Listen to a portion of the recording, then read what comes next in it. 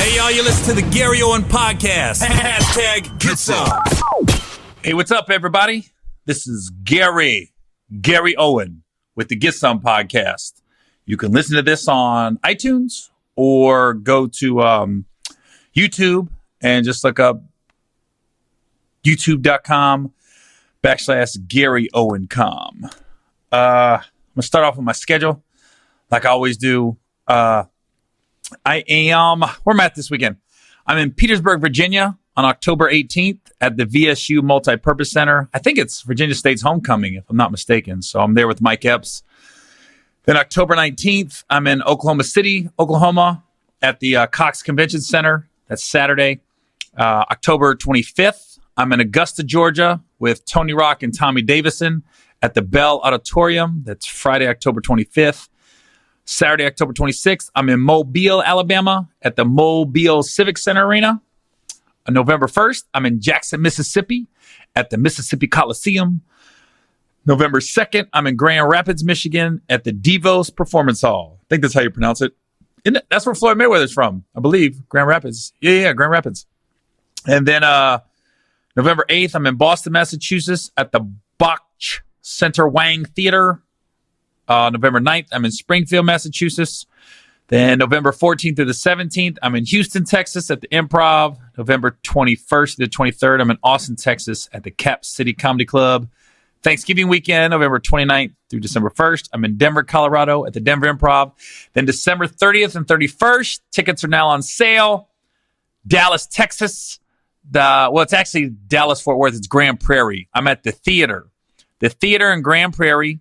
We're doing 2 nights. I used to only do 1 night in Dallas. I've done New Year's Eve there the last 3 years, and every year we just keep selling more tickets, so it keeps getting bigger and bigger.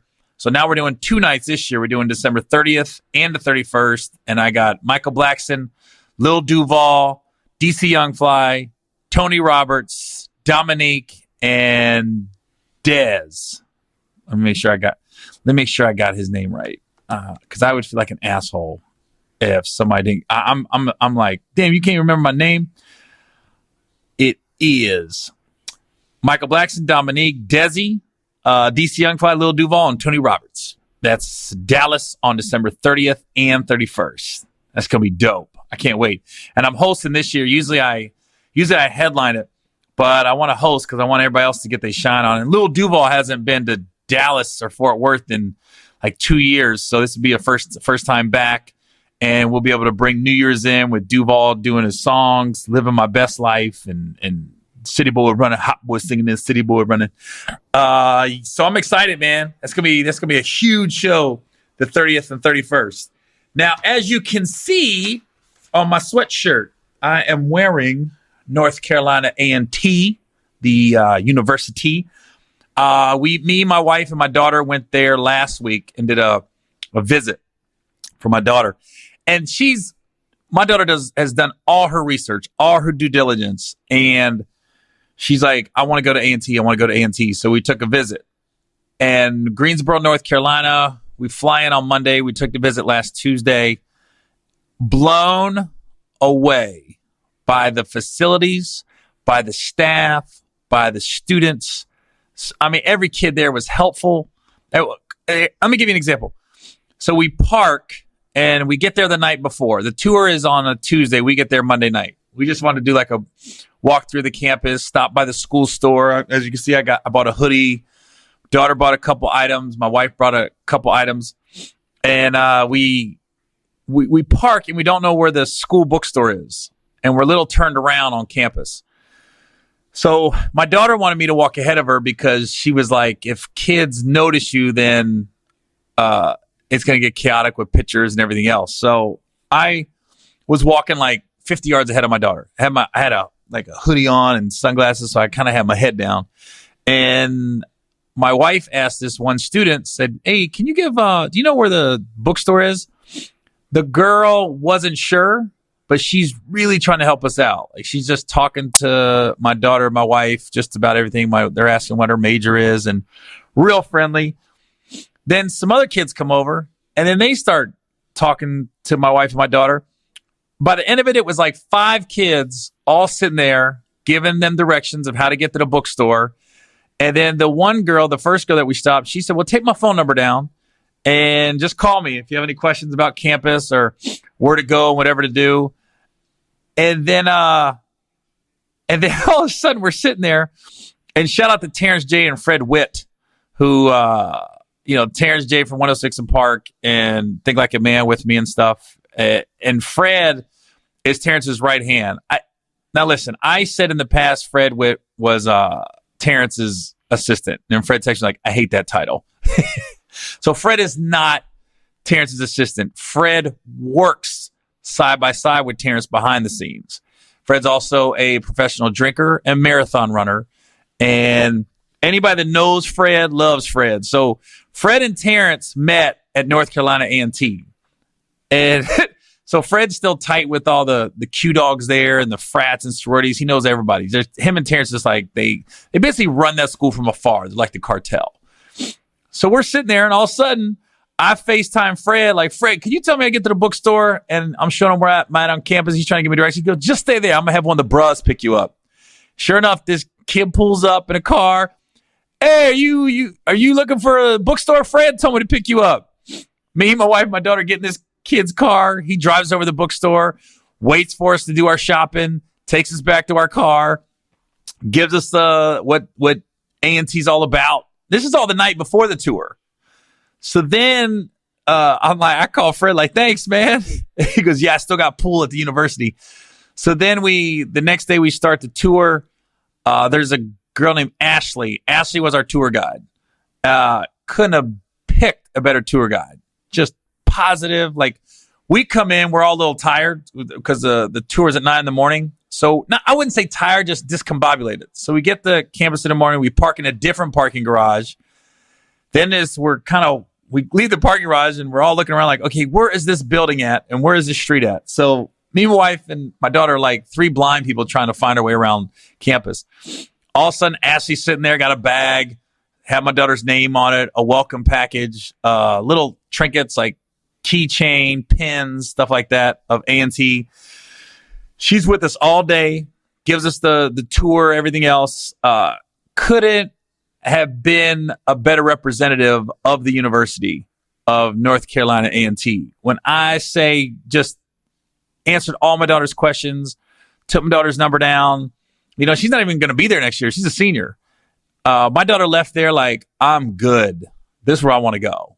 I mean, we're obviously going to take a few more visits, but a university is going to have to blow my daughter's socks off, because then my daughter's like, Greensboro's not that small, and they got a downtown, and just, I don't know. And not even that, just every student we ran into was just nice. Just great. Nobody was standoffish. And even the kids that asked for pictures, because I did get noticed, was so polite. And I always say, when you see a celebrity, and I tell my daughter this too, or my son doesn't really ask for pictures and stuff. My daughter, obviously, if she sees a celebrity, she'd like a picture. But I always tell them it's the approach. It's all about the approach. If you're loud and obnoxious, it just immediately turns people off. If you're quiet and just approach them like, excuse me, I'm a big fan. I love your work. You mind if I get a picture? Who's going to say no to that? You would have to be the biggest asshole in the world if somebody comes up to you, hey, how's it going? I'm a big fan. I love your work. Even if you don't love their work. Even if you haven't seen all their movies. Even if you haven't bought all their albums. Just lie. I always say it's better to lie. And it's hard to say no. Every kid that came up to me from A&T was so polite. And just, you mind if I get a picture? And most of them was like, cool if I didn't. I don't know why I'm sniffing so much. As soon as I put this hoodie on, I don't know. All of a sudden I'm sniffing. People are going to be like, Gary's on coke doing his podcast. No, just little sniffles, just weather changing. So every kid that approached us was so nice, polite. You mind if I get a picture? Cool if I say no. I didn't say no to anybody, obviously, but I probably took 100 pictures on the day we toured the campus. And even like my daughter wants to be a sociology major. Even the people she met in that department, so cool, so nice. I mean, my daughter left there like, I'm good. When can I apply? When do I find out if I'm accepted? So I don't have a crystal ball, but if you're going to ask me where my daughter's going to end up, it would be at North Carolina A&T next year, which I am perfectly okay with after touring that campus and meeting the students and the faculty at that university. Not to mention, I heard their homecoming's amazing. Then I'm actually in Greensboro at the Greensboro Coliseum in February 2020. So I'll be there again. So hopefully I'll be there and I can get some more A&T stuff because my daughter will know by then if she's going there or not. And but it hits me as I'm touring the campus, and I always think when the media doesn't do enough, the mainstream media, they don't do near enough reporting on HBCUs, because those are the black people that should be in the news. Stop showing just criminals all the time. What they ought to do, news outlets, is if you're going to do a bad story where a black person is the bad guy, follow it up with a good news story of a black person. And that goes for anybody, really. Don't just end it on that. Like, this black guy robbed and murdered this couple, and then just leave it at that. Then everybody's going to bed like, oh my God, black guys are robbers and murderers. Follow it up with like somebody from an HBCU that's doing something positive. So anytime any black person does something bad, follow that story up and end the news on a high note with the same race person. If it's an Asian person, same thing. If an Asian person robs or murders somebody, follow it up with a positive Asian story. Just have them on deck, so when a crime is committed, you can follow it up with a good news story. So people don't go to bed thinking that's how all black people are, that's how all Latinos are. Even if it's a white person, follow it up with a positive news story of a white person. But blow it. And then I learned this too. We took a picture in front of the A&T 4, they're called. I do not want to mess the story up, so I'm going to Google it. Right here. There's a big statue in campus that me, my daughter, and my wife took a picture of. And like Ashley, our tour guide, got emotional talking about these 4 gentlemen. They're okay. I'm sorry. Yeah, here it is. Yeah, and this is the actual picture that I'm looking at, the picture from the statue. I never knew this. The civil rights movement, all the sit-ins started in Greensboro with the Greensboro 4. And it was 4 young black men staged the first sit-in Greensboro. Ezekiel Blair Jr., David Richmond, Franklin McCain, and Joseph McNeil. They were all students. All 4 were students at North Carolina A&T. They were influenced by the nonviolent protest techniques practiced by Gandhi. And they were spurred by the 1955 murder of Emmett Till. And they did a sit-in at a Woolworths in Greensboro in 1960. And there's a statue on A&T's campus of these 4 students. And that's how the sit-ins started spreading nationwide. It started with 4 guys at A&T. And it's a very, you feel the history of the university when you're on the campus. You really do. And I just think what's neat about too is that it's mainly an engineering college. So there's all this construction going on campus, like all these new buildings are being built. And what Ashley had told us was a lot of times, a lot of the students are actually helping build the buildings. They're hands-on helping out because that's what they are. They're engineering majors. So that's what their expertise is at. So it's almost like on-the-job training. But I'm still just like, whoa. That was like my first official visit with a kid of mine. And I was just like, and then Fred, the best is Fred. So I text Terrence, appreciate helping out, getting us in contact with the right people at A&T. And then Fred said, all right, if she goes there, I'm going to put a word out on the bros that your daughter's off limits. They're going to look out for her, make sure. I was like, appreciate it. Then I told my daughter that. She goes, don't be doing that. If I want to talk to some dude, I go, no. The word is out. You're not to be talked to while you're at A&T. So yeah, that was such a Yeah, it was just an amazing visit. Amazing visit. Now, another thing I want to talk about. I've been talking about my special for about a month. My comedy special. It's currently on Showtime on demand. It's called hashtag Doing What I Do. Greatest comedy special of all time. Now, Dion Cole had a comedy special that came out last week on Netflix. And I like Dion a lot. Now, like I said, I don't watch a lot of stand-up because I always want to feel like my stand-up is coming from mine. So Dion had a special, and I saw Chris Rock he did a post, and he said, damn, Chappelle, Burr, now Dion. He goes, Dion, you are officially at the big boys table after the special. And I was thinking, damn, motherfucker, what about Owen? He said Chappelle, then Burr, now Cole. I'm like, it really was Chappelle, then Owen, then Burr, then Cole. Because my special came out week after Dave's, and a week before Bill's. So appreciate leaving me out, Chris. But what are you gonna do? That's why your movies suck. I'm just kidding. Just fucking. When I saw it kind of hit me. Like, damn, I just got left out. But it makes sense. They're all Netflix specials. Mine wasn't, and I'm not even sure Chris knows who I am anymore. I remember when we did Think Like a Man 2, like literally half our cast was leaving Think Like a Man 2 to go shoot Chris's movie. I think it was Top 5, I think it was called. Back in 2013. Yeah, like Kevin left, Gabrielle left. I think Romney was in it. There was a lot of people in it, but they were all leaving Vegas to go directly to work on Chris's movie afterwards. Let me see if I can find. I think it was called Top 5. Where's that? 2000. When the heck that thing come out? Top 5, yeah, Top 5.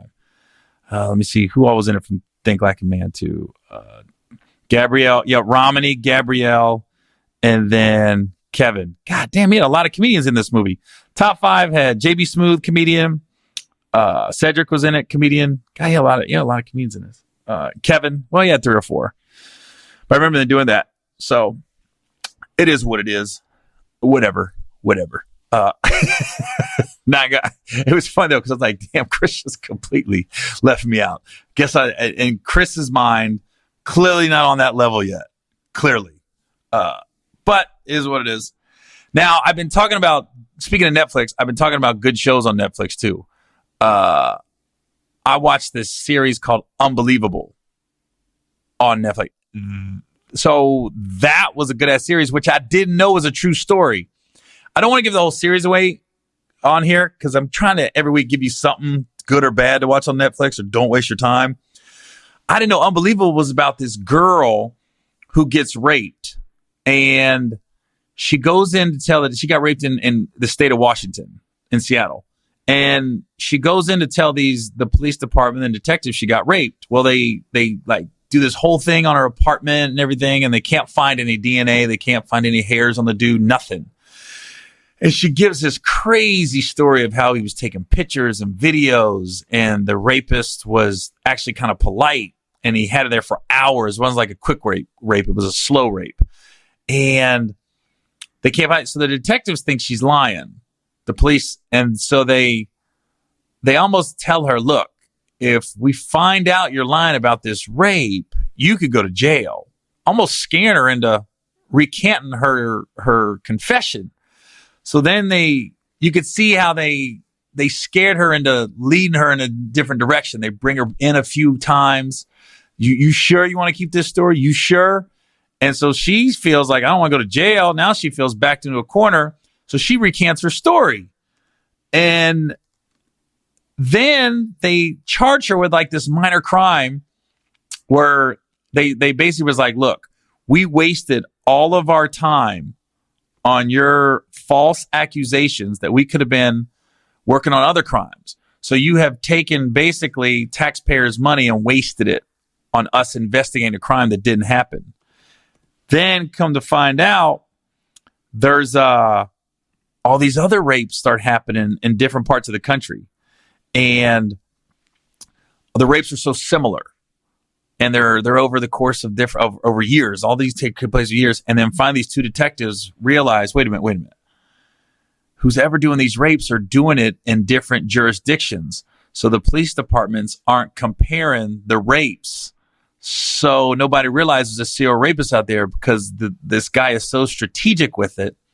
He's raping people that it doesn't look like a serial rapist. It's just like a random rape here. It'd be like a random rape in Milwaukee, then a random rape in Chicago, then a random rape in Indianapolis, then a random rape in Denver. He's just all over. And these two detectives realize, they start hearing about other cases. They're like, wait a minute. This rape is like this rape. This rape is like this rape. And they start putting two and two together. Then, and I'm not giving the story away because it's a true story. It happened. You can read about it anywhere. Then come to find out, they're like, wait a minute.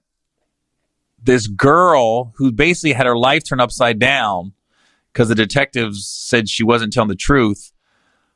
She's like in and out of foster care and all this other stuff. One of her, what was I call guardians at one point in her life is watching the news and they're reporting on a rape that is exactly like the rape that she described years ago. This is years later. And she goes, wait, that's what happened to you. And she goes, no, it isn't. That's just a coincidence. They go, there's no way that's a coincidence. That is exactly how you described your rape. So she gets a hold of the detective in a whole nother city. And then they find out that this girl was telling the truth. So now the rest of the show, there's 8 episodes, they're trying to find this serial rapist. But the detective that went at her was like, you're lying. Now he has to go back and apologize to her. And it just shows how, she got a settlement when it was all said and done. And I'm not going to say if they caught the rapist, but you can look it up. But it's just, it gives you an inside look of why some people don't come out and tell about their rapes right away. I mean, it's a lot psychologically. And then when a detective thinks you're lying, it was my, but I will say the detective that came and apologized, he was very heartfelt. You figure he'd find a way not to believe it, but even he had to come to grips like, oh my God, I literally turned a girl away that said she got raped and convinced her that it didn't happen when it did happen. And her life basically got turned upside down because of it. It was sad, but it was such a good show too. Such a good show. So other than that, it was funny. I'm on YouTube and I was getting all these like, not messages, but comments about, was that Aqua meeting NBA Youngboy? Was that Aqua meeting NBA Youngboy? I'm like, what's everybody talking about? Well, like back in February, I think it was February or March, I was in Atlanta and I kept getting hit up by this place called Icebox. It's a jewelry store in Atlanta. They got all the diamonds and they do a lot of work for a lot of the rappers, hip hop artists, even just all entertainers. I don't want to say just rappers. A lot of entertainers go there. And it almost is like a status thing. Like, it's almost like, yeah, I got my shit from Icebox. And so this person at Icebox kept hitting me up saying, next time you're in Atlanta, could you come through and tour our store? So I said, yeah, I'll come through. So I wasn't doing anything one afternoon. So I go there. I'm in Atlanta. And of course, they're trying to sell me necklaces and rings and watches and if you need anything. And I had a diamond watch on, right, that I've had for like 10 years. And I'm not really a bling type dude. I'd rather spend money on vacations or my house or my backyard rather than a chain. And plus, I'm over 40. I would look like a fucking idiot wearing a big ass diamond medallion at my age. Like a diamond watch, diamond bracelet. Yeah, that's cool. I don't have my ears pierced. I don't need diamond earrings. So they give me a whole tour, and it's an impressive facility. If you're ever in Atlanta, go through Icebox. And plus, you never know who's going to be there. So I'm there, and they notice. It's funny because they notice my watch. They go, that's a nice watch. I go, thanks. And I said, yeah, it's stopped. I said, it stopped like a week ago. And they said, can we look at it? And I looked at it. They go, it just needs a battery. We'll put a battery in it. So they put a battery in it, and they cleaned it. So now it looked brand new again because you don't realize how I don't want to say dirty looking, but how not as shiny as it could be until you get it cleaned professionally. So my watch came back looking like I just got it. I was like, God damn, I ain't had this motherfucker cleaned in a while. So I'm sitting there touring the facility and they're showing me how they clean their diamonds, how they make it, how they cut it. They were showing me pieces they were getting ready to give to like Offset and I don't know, I'm just naming them off rappers. I remember one of the guys from the Migos had a piece there they were getting ready to do. So then they go, oh, NBA Youngboy just walked in. Now, I know who he is. I'm not that familiar with all his music, but obviously I know who he is. I mean, in my line of work, it's always good to stay relevant with the young hip hop artists now. And I can't believe I'm saying young hip hop artists because it seems like yesterday that I was current. I was in the same box.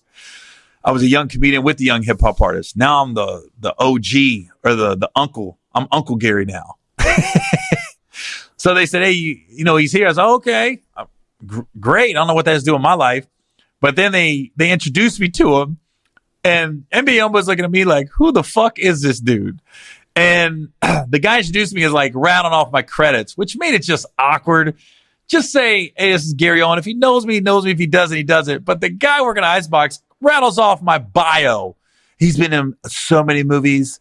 Think Like Your Man, Daddy Daycare, Ride Along. He's naming them off. He's a big time comedian. He's at the basketball arena tonight performing. NBA Youngboy is giving him nothing in return. He's just looking at him. And then he goes, and I just shook his hand, shook the people he was with. And then I go, you guys want to get a picture together? And he's like, and he never even like said yes. He just shook his head, like shook his head up and down. So then we get a picture. Thanks. And we keep it moving. But then I guess everybody on the internet is like, why was that so awkward? It wasn't really awkward. It's just awkward when somebody's rattling off your credits and you're like sitting there like, what do you do at that point? That's why, you know what it was like? It's like when there's an actor, if I'm at in LA or New York and there's a party or anything, and there's an actor there who I don't know knows me or not. Like, I think every black actor, every black comedian, every black singer, I think they know who I am. But the white ones, maybe not. So I can't stand it when somebody's like, hey, you want to meet this person? I'm like, no, I don't. I don't want to meet somebody randomly that I don't think knows me. And then you say comedian. Now I feel obligated. Like, what do I do? Am I supposed to tell a joke or make a funny face now? I want people to meet me after they know who I am or they see me perform or whatever. It's happened a few times in my life. Like, who did they say you want to meet? And I was like, I'm good. I'll just wait. I think Mariah Carey, first time I met her, I was at a party and they was like, hey, you want to, come over here and meet Mariah? And it was just awkward because I don't know if she knew who I was. And I got this person like hyping me up. Like, yeah, this comedian is hilarious. Da, da, da. And I'm just looking like, okay, what am I supposed to do now? Like, juggle, do a cartwheel, be like, tell a joke. I don't know. I'm just like, yeah, all right, nice meeting you. It was just awkward. I was like, I can't stand that shit. I can't stand it. I'd rather just not get in or just meet him organically on our own. So that's the worst. But that's why it was so awkward at Icebox because I was like, I don't think the dude knew who I was. He's giving me a blank stare, and I'm like. And then now they're asking me to get a picture with them. I didn't ask for the picture. So now I'm like getting a picture like, God damn, now I'm a fucking middle-aged fan. It looks like that. I think that's what it looked like. And it's just, it's just awkward. It's just awkward. But I didn't know Icebox had such a presence on YouTube. Like the thing's got like 600,000 views already. And I was wondering why everybody kept hitting me up. And I was like, and this is nothing against NBA Youngboy. If you don't know me, you don't know me. It is what it is. But I was just like, God damn it. This just turned into an awkward fucking intro. Jesus Christ. So, other news, my Bengals are 0-6. God damn, we suck. I don't know. Let me just pull up our schedule. I say ours because I'm a part of this organization, whether they know it or not. And before I pull up their schedule, I got a very love-hate relationship with the Bengals front office. And I've talked about it numerous times, and people always be like, man, you trying to be a prima donna or you're a fucking, what is it? What are they called? I've been called a douchebag, a prima donna. What what do they call it? Arrogant, whatever. Just buy tickets like everybody else when I ask the front office for tickets. But I think the thing is, I've done comedy shows for the Bengals in the past. I've helped write roast for Bengals in the past, like not the front office, but a secretary will call me, or people in the front office will call me and ask me to help do stuff. And then when it's time for me to, hey, can I get tickets? They give you these fucking excuses why they can't do it. And I'm like, it doesn't make it. Like last year, they left me tickets for the Baltimore game, but the way they did it was kind of, it wasn't like out of the goodness of their heart, or like we're going to take care of our celebrity that gives us love on ESPN and Fox Sports and NFL Network and reps them everywhere he can all across the earth. Because I've been to London and different countries repping the Bengals. So I guess my issue with the Bengals is, it's just that I hate it when people be like, you just stop being a douche, buy your tickets like everybody else. I go, I get that. I understand that. But what you don't understand is when you have an entertainer who's on TV, in movies, all across the country, not even across the country, all over the earth, repping your squad, usually that team takes care of those type of entertainers. Because I was looking at Michael Blackson a couple weeks ago. He was in Philly, and Philly just gave him field passes, and Philly's got the front row, but then they got like these big padded seats that they're like a little box that sits in front of the front row. And that's where Mike was sitting. And then last week, Lil Duval was in Jacksonville. Field passes, BSing with the players for the game. They gave him a suite. I'm just like, must be nice to have that hometown love. Because, the Bengals, I don't know, they just don't run it right. They don't run it right. That's just what you do when you go to a city and you see celebrities from that city that rep that town. I mean, it's cool that they go to the game. Look at Robert Kraft. He's always got different celebs in his box with him. And Seattle, like I've talked about Seattle in the past. And I'm still riding with the Bengals, man. 0-6, I'm still riding. One thing I'm glad, I almost canceled my shows the London weekend in 2 weeks. I almost canceled my shows, but I go, nah, I better not. Glad I didn't do that shit. Because I'm looking at the Bengals schedule. And the only game they're going to be favored right now is the Dolphins, week 16. That could be the Suck Bowl. That could be 2 0-14 teams battling to see who gets the number one pick. Now they do play the Jets. The Jets play better now that Sam Darnold's back, but I don't know. 3-13 is a stretch at this point, and because they're so fucking beat up. Like if AJ could come back, at least it'd give him a little shot in the arm. Because let me tell you something: if they re-sign AJ and he comes back, the wide receiving core next year, if everybody's healthy, Tyler Boyd, AJ Green, John Ross, and Alden Tate, man, that's a hell of 4 wide receivers right there. I tell you that. We just need some offensive line help. I wish Andre Smith would just retire. Just boom. And then Bobby Hart re-signed, and I'm taking receipts. Well, you're bankrupt, bro. You are terrible. But one thing I noticed this year about the NFL, I don't think that ever in the history of the NFL, there's been more black quarterbacks flourishing like they are this year. If the season ended today, look who be in the playoffs. New England Patriots would be the 1 seed. Houston Texans be the 2 seed, black quarterback.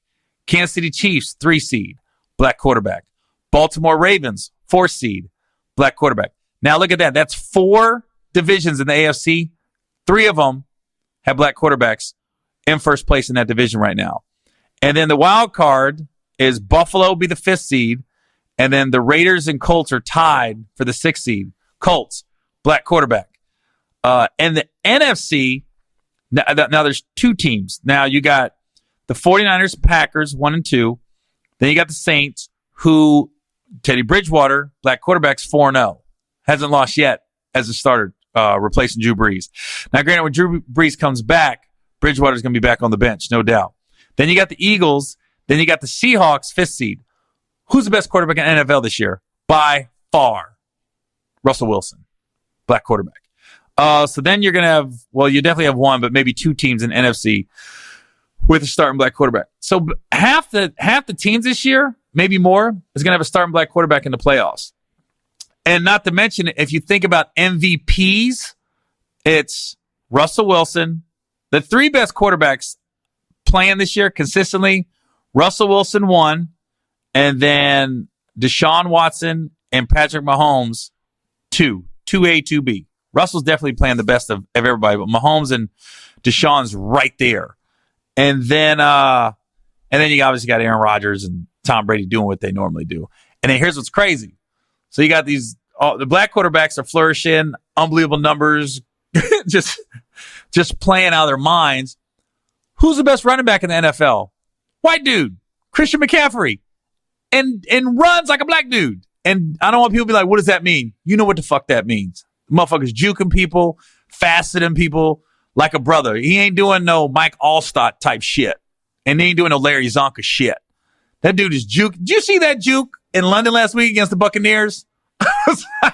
It almost looks like somebody's messing with the tent on the TV. Like, dude, did I just see that? Spin moves, juking. Always one of the fastest guys on the field. Just amazing. It looks like he'd be my son. When I see him sitting there, there's people doing memes now of me and Christian McCaffrey, how we look alike. If like I'm his dad now, I don't know how I feel about that, but unbelievable year in football, and I'm like, I don't get to enjoy any of it because the Bengals are so terrible. God damn. I mean, I know we're hurt, but and Cordy Glenn, the left tackle, he's had a concussion for like 10 weeks, so he should be in a coma by now. If you don't know who Cordy Glenn is. He's the Bengals starting left tackle, had a concussion in the preseason and hasn't come back yet. And I'm like, I have never heard of a concussion taking that long in my life. And it's not like we saw it happen or people's like, whoa, he really got fucked up. We just found out he got a concussion.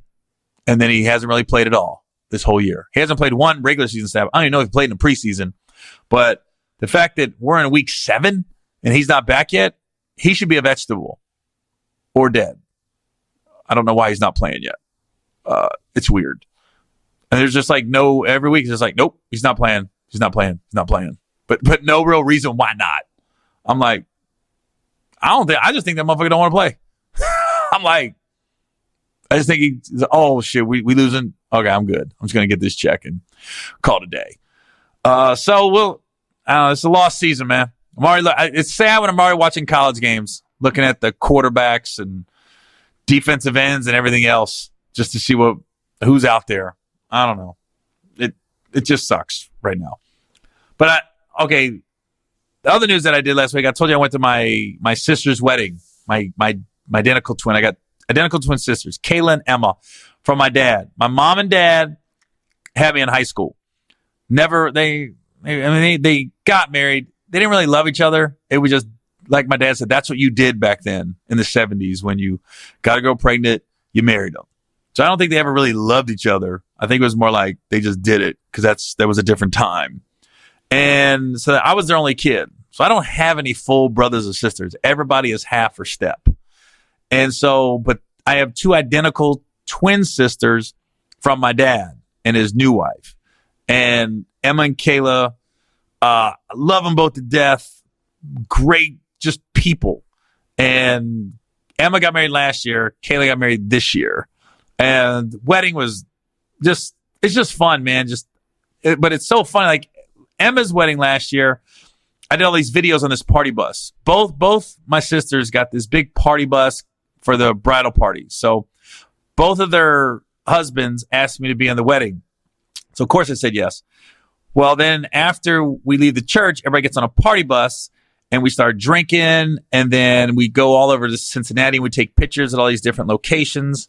And you really get to know the other groomsmen. All of them are good guys. Like Matt, who married my sister Kayla on Saturday, he's one of them private school kids, went to a school called Elder in Cincinnati. So we had all his buddies. I'm assuming most of them were his buddies from Elder. Man, just great guys. If you go to my Instagram page, though, there was a kid named Charlie. He was like 21, 22, little guy, blonde hair, but he got on the party bus. He danced to every song. And this party bus had everything from Kendrick Lamar to Hank Williams Jr. to James Taylor. It was like you didn't know what the fuck song was coming on next. And it was great because everybody on the bus knew every song. And it looked like they all, like, if like Kendrick Lamar came on, everybody on the bus sang it like they were just Kendrick hip hop heads. And then NSYNC would come on and you figured, oh my God, I guess they all like the boy bands. And then a country song come on, everybody be like, oh, they know, but they knew every word to every song.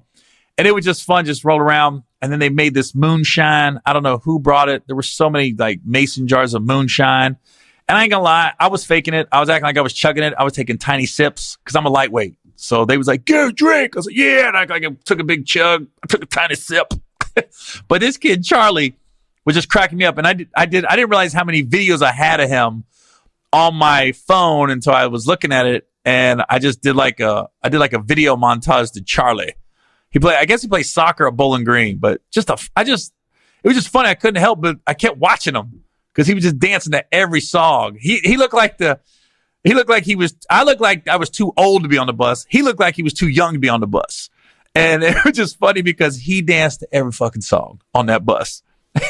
Then I found out two things I found out the next day when I was getting the recap, because I went over to my dad's and my sisters came over and they were just recapping the wedding.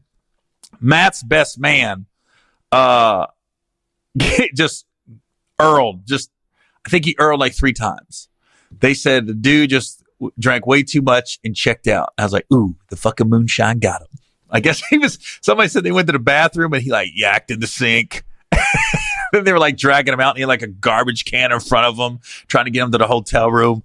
So let's hope he's alive. But I think every wedding at a reception, that makes it a great wedding when one person yaks. Usually it's not your best man, but it was just funny. Now the only thing that happened during the wedding, there wasn't any drama or anything like that, and it wasn't a big deal.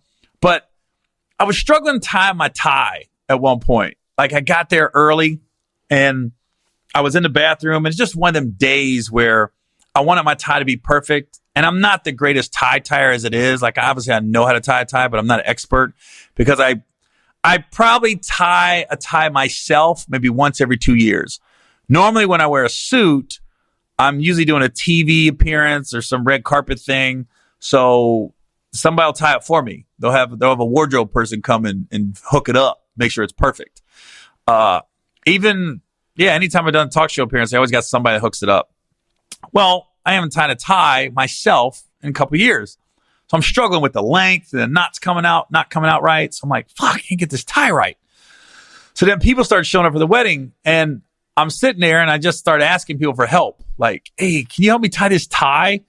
And everyone's trying to help. And my dad's got these people over from, their name's Mark and Kate. Kate's from Australia. And this dad is a friend of my dad's. Mark been a friend of my dad for like 30 years. All they do is smoke weed together now and travel. They vacation and travel and smoke pot together. But Mark and Kate are great. So Kate and Mark are really trying to help me out. And then somebody walked into the church and they go, what are you doing? I said, I can't tie my tie. And this guy was like, you can't tie a tie? You don't know how to tie a tie? I was like, nah, I'm struggling right now. He goes, how do you not know how to tie a tie? I said, well, I chose a profession where I don't have to tie a tie. And he was like, well, but you don't know how to tie a tie? It was almost like he wouldn't let it go. Like he was putting me down, like trying to make me feel like shit because I couldn't tie a tie. So finally I just said, well, normally I get custom made suits. And when you get custom made suits, people tie the tie for you. You got your suit off a rack. That doesn't happen when you buy your suit off a rack. So it's almost like I got a little dig on him, but he just kind of looked at me, but I was like, why would somebody do that? Why would you do that? Just help the guy out if you struggle. It's a wedding day. Not to mention, October 12th is always like a weird day for me because it's my brother's birthday. I even told my dad, I said, Dad, I realized that, dang, Kayla's getting married on the same day that Dallas it was his birthday. My brother would have been 38 on Saturday. So October 12th and May 20th, they're always 2 days that just always are weird for me because May 20th is the day my brother passed away and October 12th is his birthday. And so at least now the memory will be Kayla's wedding, along with my brother's birthday, but he would have been 38. So it was just an odd day. And I just didn't get why the guy didn't help. Why would you because he never came over to help. He just was more like, you know how to tie a tie? How you don't know how to tie a tie? And then I thought when I had said, well, I chose a profession where I didn't have to tie a tie, I thought at that point the guy would help or something. I don't know. Or just be like, oh yeah, that's a good point. That's a good point. Nah, he just wouldn't let it go. And never did help me try to tie a tie. So I just, sister's wedding, if there wasn't so many helpful people there, I would have been fucked if I would have relied on that guy. Help me tie my tie. I didn't get it. I didn't get it. Because everybody else was really trying to help me. And nobody's like, and I had one guy like give me shit like, you need your dad to help you tie your tie? I said, yeah. But it's all about the tone. This guy's tone just wasn't, I don't know, it was off. It was just off. I just don't know what the goal was right there. Anyways, that was the drama. The guy didn't help me tie my tie. Other than that, wedding was freaking perfect. And then I posted videos of everybody on the dance floor. And I call it White Wedding because Emma's wedding was White Wedding 1 and this was White Wedding 2, Kayla's wedding. And if you go to my Instagram page, you can see the dance videos all over it. It's freaking hysterical. There was one time Tootsie Roll came on. Now, Tootsie Roll gives you directions on what to do during the dance. It was like this song must have been in Spanish because the guys dancing just was not listening to the lyrics. and then there was one time, I don't know. It was you just got to see the video. It's just funny. But what I realize is whenever you show a video of people dancing and having a good time and just not giving a fuck, people love that shit on the internet. More than people. Everybody wants, they show these videos of people getting knocked out in fights and people arguing. Whenever you show a video of people having a good time, and especially white people dancing to hip hop music there's nothing better when they just don't give a fuck. Because if you read the comments on Instagram, 90% of them is like, I love that shit when people don't give a fuck, just let their hair down and dance and don't care what people think about them and everything else. And then you got people going, damn, the turn up's real. I wish I was at that. I want to go to, and now everybody's like, somebody said you should do a TV show where just Gary goes to white weddings. It's just videotape the white wedding and the dancing. There's nothing better. And I realize like most people just like seeing people have a good time. And one thing I will say about my sister's wedding, Emma and Kayla, people out there dancing their asses off. They don't give a shit. They don't care how they look, nothing. They just letting their hair down and enjoying themselves. And it's contagious. When one person got there, then another person. And what I like about both my sister's weddings, and I think this goes for most weddings, is you can have an 80-year-old person and then an 8-year-old person and just out there and dance for having a good time. When me and my wife did our vow renewal, my grandmother came. She was in a wheelchair. She fell down, she got out of a chair and fell down and damn near broke her nose. She had stitches and everything else. And they were like, you're not supposed to leave. She goes, My grandson asked me to come to his wedding. I'm going. He asked me personally because I called my grandparents instead of sending them an invitation. I called them. And I thought it was more personal. And I thought, that they'd come. And my grandmother, sure enough, I didn't know she was going to be in the hospital. She dragged her ass. My grandma Owens. I said Owens. My grandma Owen.